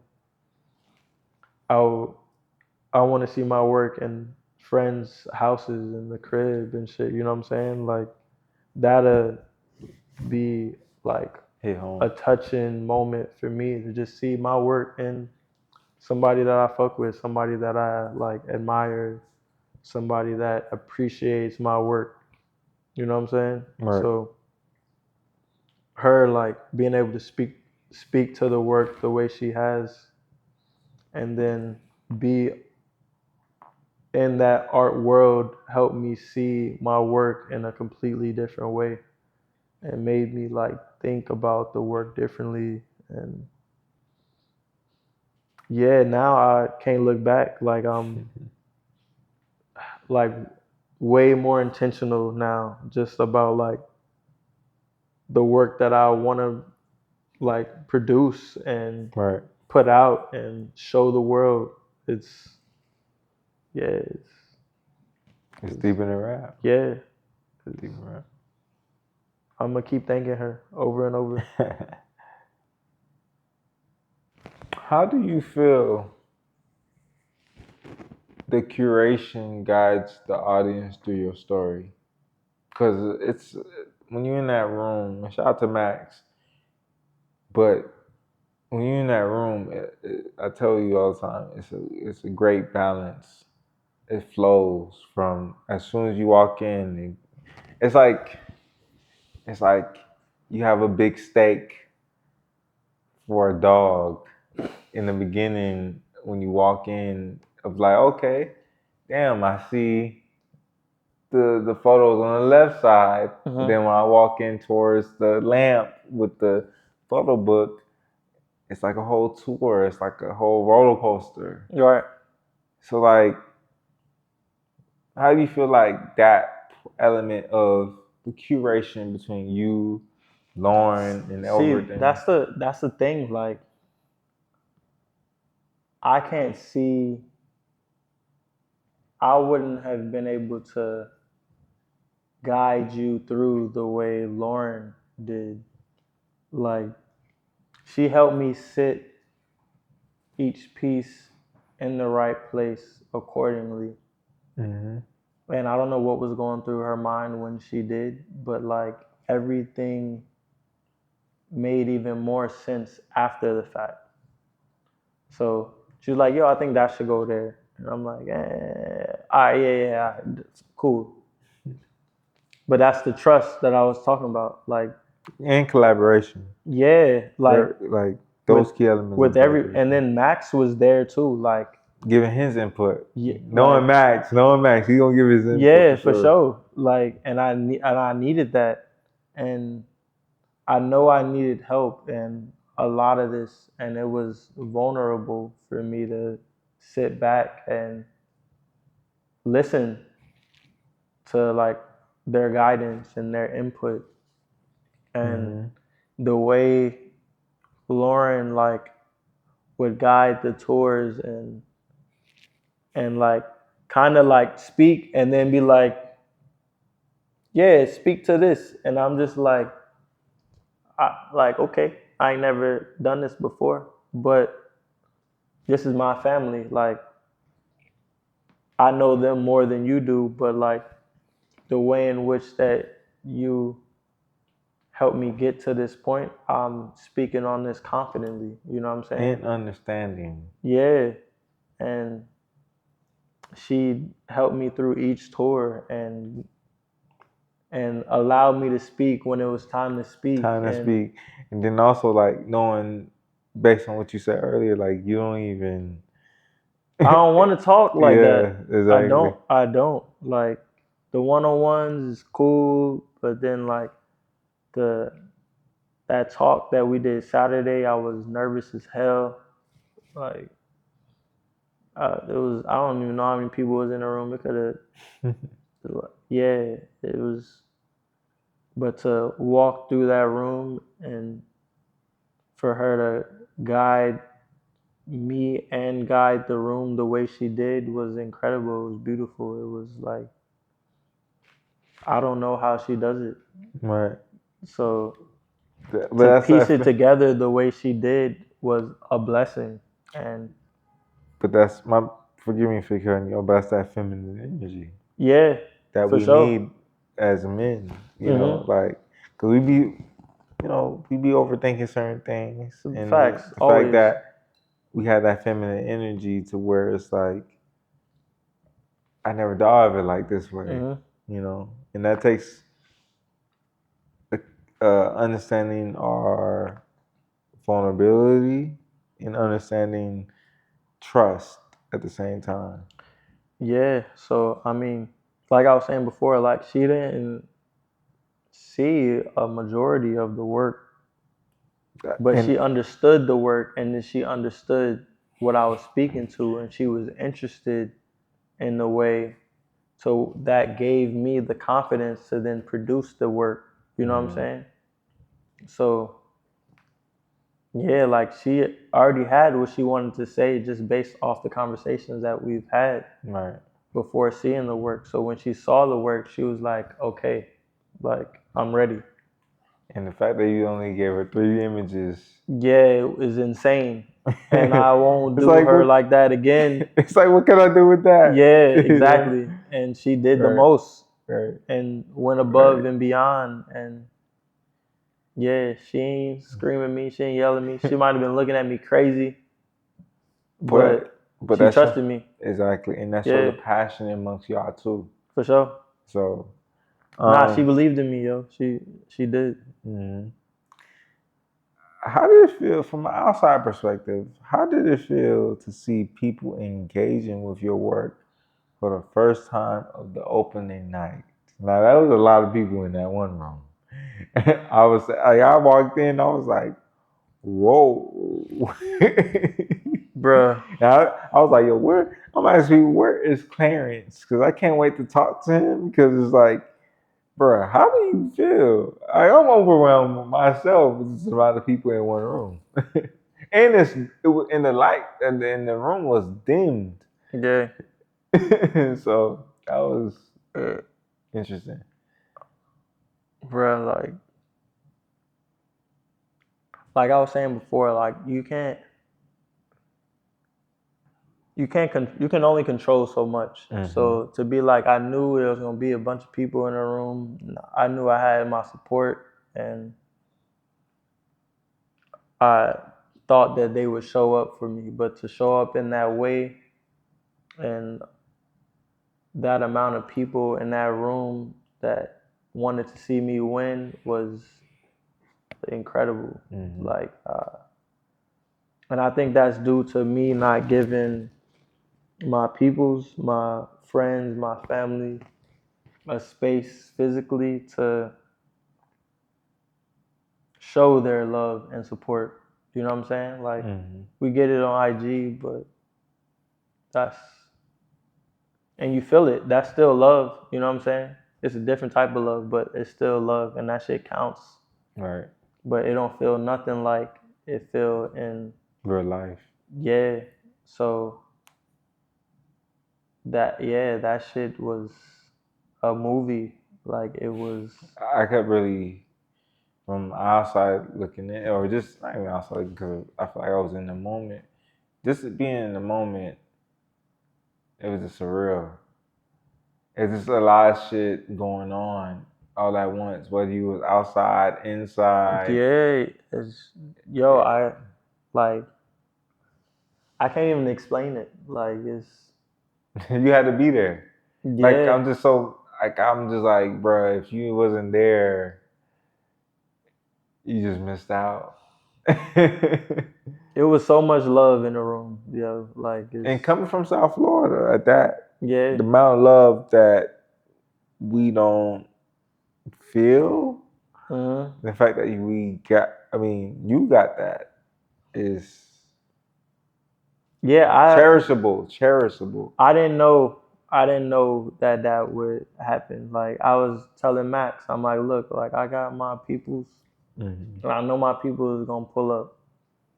But to be like the room is gonna be filled with this energy and this love and support and joy and just like togetherness and like get that love was strong and it was genuine.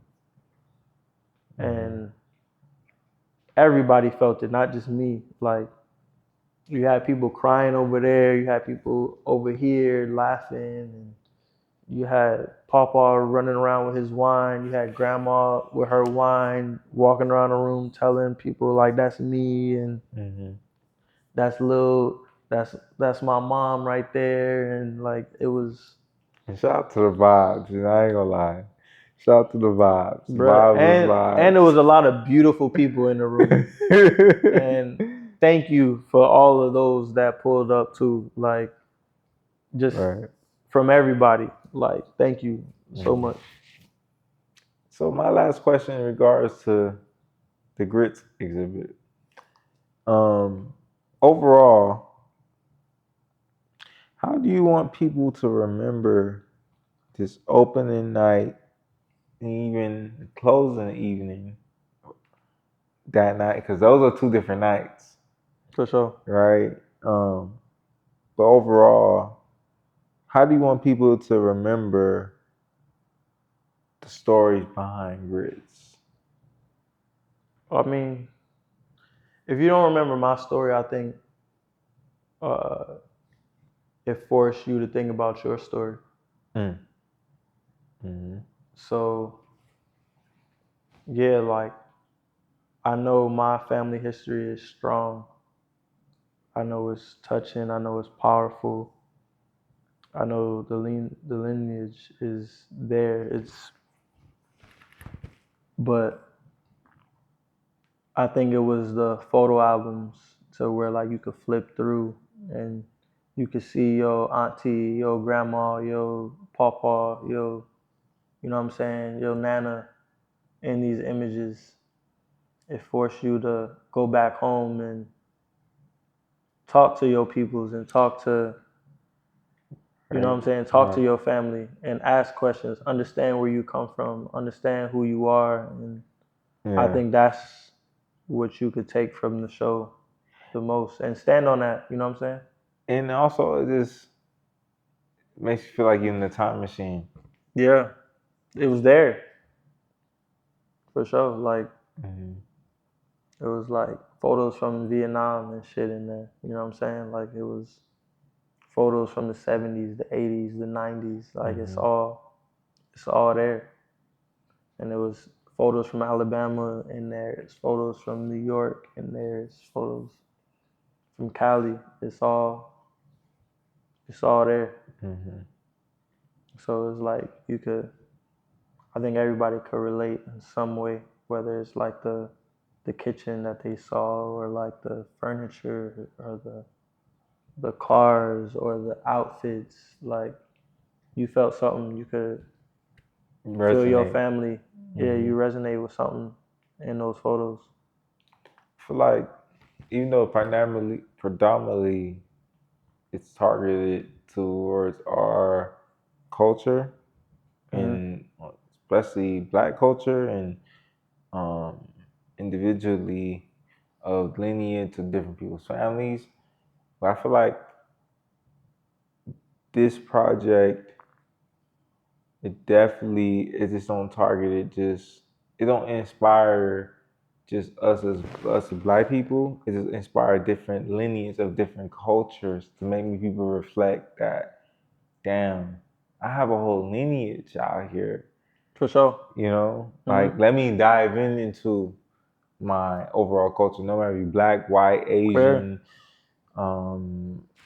African, it don't matter. Mm-hmm. It makes you want to like digest, like, okay, let me tap into where I originally come from. Mm-hmm. So that's what give me that, you know. Nah, yo, shout out to Grits. For sure. So, so it's mostly the next upcoming questions is concluding this interview. You know, this is definitely a long interview, but I gotta tell people privately I'm a fan of people, so that's why I ask all these questions and dive into. This is not just an interview. This is a therapy session. This For is sure. me being a fan of the subject For me matter too. of everything, and just me being curious. Mm-hmm. Everything, and then you know, down the line when people see this, is help people just reflect on who they are as an individual and who they are down the line. But overall, we talked about your career and the grits exhibit. But I want to zoom out for a second. Let's talk about beyond the work. Who are you becoming as a person through all this overall? The show, your career, everything. Shit, that's a good. Like, who are you beyond the work? Mentally, physically, like, what is it? I'm hella grateful. Blessed And I knew I was before the show, but I understand the dynamic and like the full like I don't even know how to like I'm still trying to put all this shit into words for real. Right. And it's yeah. It's a lot, yo, and yeah, it's a reiteration of the path of the trajectory, the growth, and I still feel like I'm on my way, but like it's a new chapter, Mm-hmm. and I love where I'm at right now. Like and I don't know what this feeling is.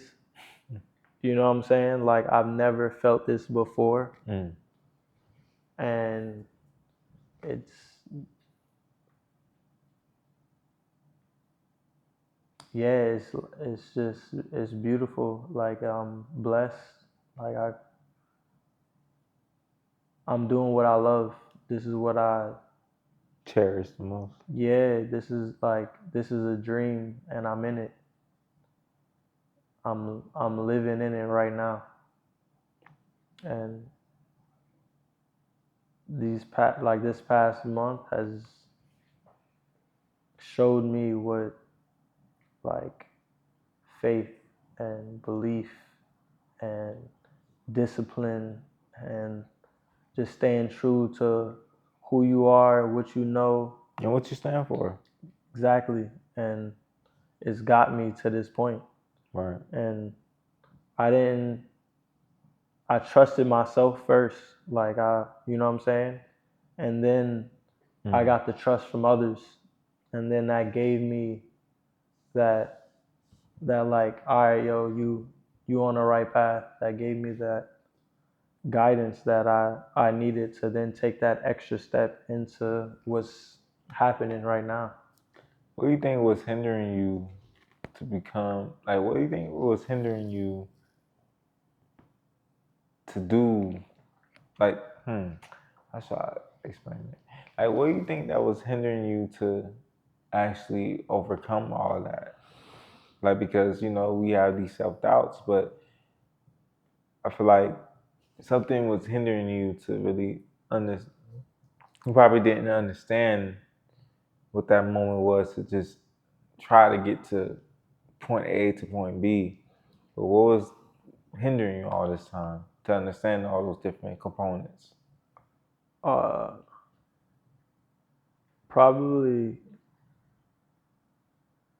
knowing that I had to ask for help. So, and it's help in so many different aspects. And you can't get this far by yourself. So I knew what I wanted to do, but I had to allow people to be there for me. And when people were like, yo, let me know what you need, I had to then be able to be like, yo, I don't have this, or I need this. I don't know how to get it. And it started with Lauryn. And it's like being able to be like, yo, Lauryn, I've never had a solo show. Like, I don't know. I have no idea what I'm doing. I know I want this. Right. And I know it's time. Like it's like the world, the universe is pulling me. God is telling me it's time. Yeah, I was about to say, you think God talked with you to tell Lauryn? Look, I don't talk to God as often as most or some. Likewise. You know what I'm saying? Likewise. I'm not going to sit here and act like I'm this. But in hindsight, right? In hindsight, do you think God was speaking with you like, yo, because that's a vulnerable moment between you and Lauryn. Like, yo, Lauryn, I'm trusting you in this exact moment. I don't know. With these three images, going back to what you. That's belief. That's faith. That's, yeah, like that guidance doesn't come from anywhere. Right. You know what I'm saying? It comes from trust. Well, not just trust between you guys, but trust between you and within yourself. Yeah. Right. So like, it's a lot of moving like parts. Pieces. Like, you know what I'm saying? So I know it's not all of me. And the way things are happening, the way like I was receiving blessing after blessing after blessing, to people coming into the room, to like I didn't know galleries would want to see this. I didn't know museums would want to come into the space and ask for a tour, or the commissioner of Overtown, you know what I'm saying? Like I didn't know X, Y, and Z. Yeah, like I couldn't have made any of this up. I didn't write that down. It just it happened. It happened. I know I wrote some shit down and that came true. And then I had to be ready for all the other blessings that was on the way. And they presented themselves and I was present. You know what I'm saying? Right. So in a way I'm digressing, but this is more, I'm about to ask you, this is more of the individual side of you. What's the biggest lesson photography has taught you about life? And feel free to digest this, because this is more of something you probably have to really think about.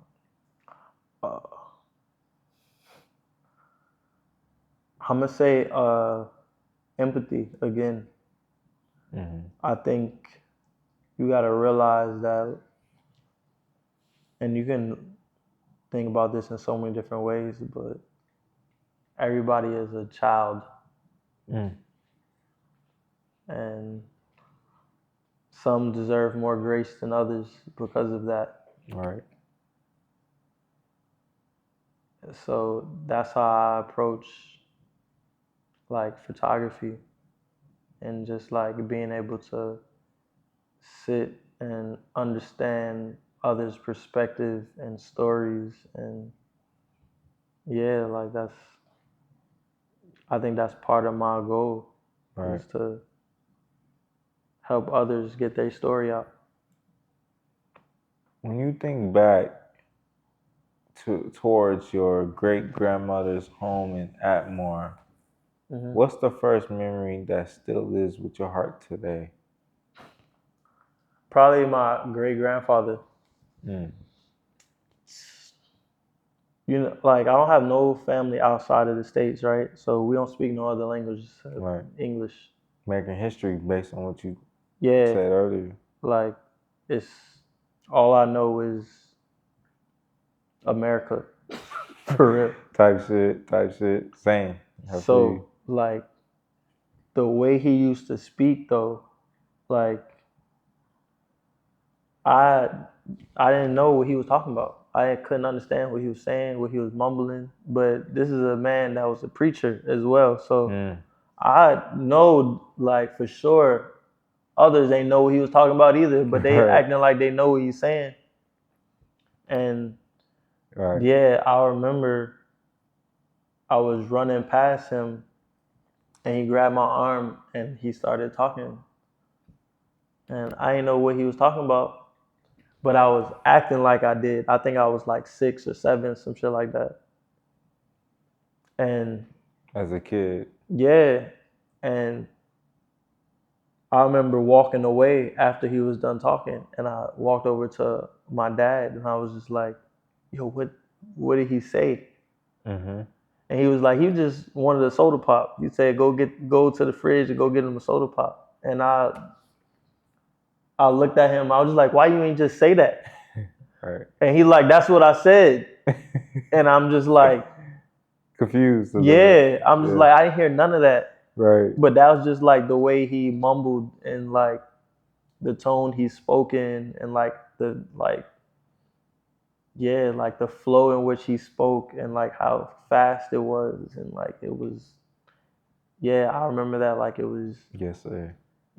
and I still don't know how my dad understood he wanted a soda pop. It was soda pop. He kept saying soda pop, There's some but it was, details. There's those yeah, little details into that nigga, situation. a soda. You wanted? Was it a Dr. Pepper? Was it a? I don't even know what it was. Just Right. a soda that was in the fridge. Go Right. bring me something out the fridge. And that shows you the cultural differences of Yeah, I how don't, different bruh. I was people. gone from Yeah. that. Yeah, that was Yeah. far from Do you feel like grits was more about honoring your family or discovering yourself? both.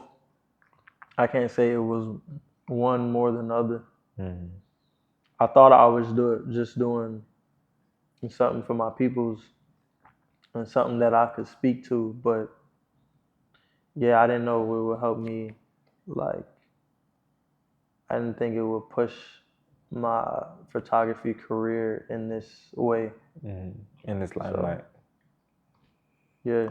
So one last question, man.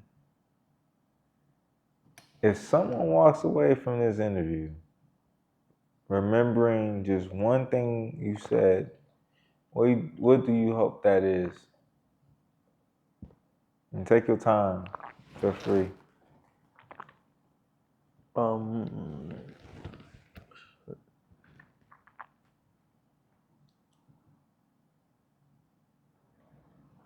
to ask for help. Mm. Yeah. Like, I couldn't have got to this point if I didn't ask for help. So I'm receiving all these blessings from the time that I said I wanted to do this till now, to where you sitting in front of me and blessing me with this interview, this conversation. It started with asking for help. Right. Yeah. Humble yourself and ask for help. Yeah. Do you think that come with age? For Like, sure. just being more real within yourself? Yeah. By far. Mm. Yeah, we be thinking we got shit figured out. We don't know shit. Right. Exactly. Yeah. So, man, this concludes the interview, man. And I know it was long, a little bit long, lengthy, but It was necessary. like I say, this is more of a therapy session, and just getting to know you as an individual. I learned a lot from you, man, and I feel like every question and your answer was more getting into within yourself Mm-hmm. and understanding who you are as a creative individual and understanding your family dynamics and really tapping into who you are or who your family is and reflecting on this show and understanding and honing in on the show because there's so many lot of emotions from your work, the show, relationships, family, all these dynamics and blending in the blender and trying to make sure it all makes sense all in one. So it's truly an honor that I'm blessed enough to really document this in live in history, Mm-hmm. So for sure. Thank you, bro. Appreciate you. And thank you for being part of this. Um, I like to say, thank you for being a part of this history element of what I'm trying to do. So I know down the line we're gonna be looking back at this like, damn, we really did this collaboration. For So sure. it's truly an honor. Where can the people follow your journey and support your work? Man, just hit me at Uncle Clarence on IG. That's Uncle with a K. Clarence. Mm-hmm. Email Uncle Clarence with a K lifestyle. Yeah, just like that. Yeah. Any last words before we conclude? Nah, yo, just stay true to who you are. And yeah, that's it. Blessings. Ask for help. All right, man. We out. Bless. Thank you, bro. I appreciate you. Much love, man, for sure.